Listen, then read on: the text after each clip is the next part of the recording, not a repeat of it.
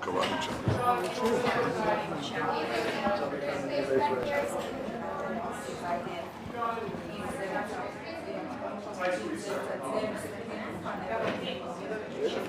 Everybody in?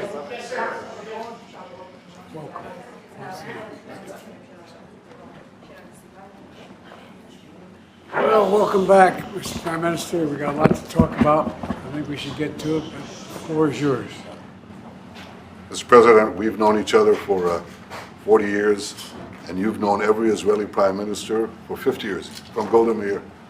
So from a proud Jewish Zionist to a proud Irish-American Zionist, I want to thank you for 50 years of public service and 50 years of support for the State of Israel. And I look forward to discussing with you today and working with you in the months ahead on the great issues before us. I look forward to it as well. By the way, that first meeting with Prime Minister Golda Meir,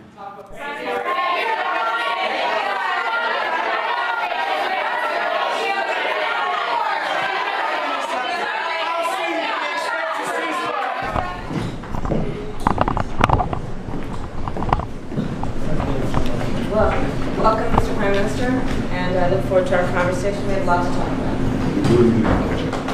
Thank you. Thank you all. Thank you.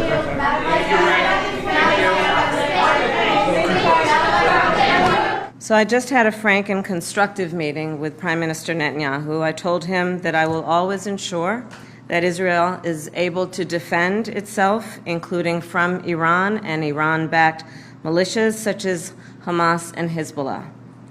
From when I was a young girl, collecting funds to plant trees for Israel, to my time in the United States Senate and now at the White House, I have had an unwavering commitment to the existence of the State of Israel, to its security, and to the people of Israel. I've said it many times, but it bears repeating.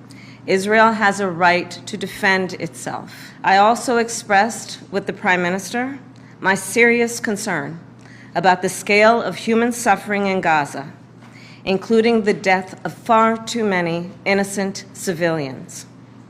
And I made clear my serious concern about the dire humanitarian situation there, with over 2 million people facing high levels of food insecurity, and 500,000 people facing catastrophic levels of acute food insecurity.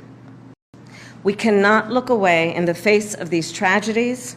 We cannot allow ourselves to become numb to the suffering, and I will not be silent. Thanks to the leadership of our President, Joe Biden, there is a deal on the table for a ceasefire and a hostage deal. The first phase of the deal would bring about a full ceasefire, including a withdrawal of the Israeli military from population centers in Gaza. In the second phase, the Israeli military would withdraw from Gaza entirely, and it would lead to a permanent end to the hostilities.